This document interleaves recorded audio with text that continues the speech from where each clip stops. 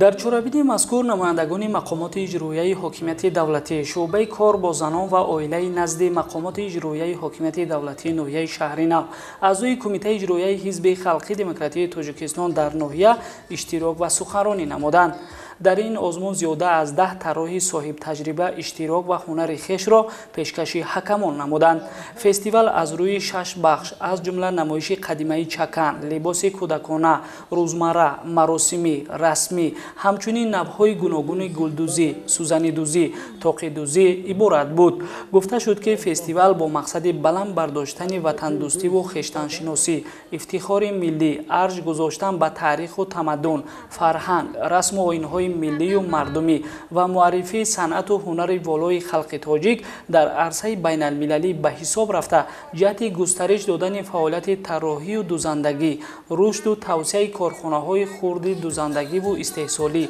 تشکیل جایهای نو کاری، قدردانی نمودن مهنت هنرمندان، چیوران، دوزندگان، صنعت اصیل گلدوزی، سوزنیدوزی، طاقه‌دوزی و ارج گذاشتن به عنعنه‌های لباسپوشی ملی راه‌اندازی شده است.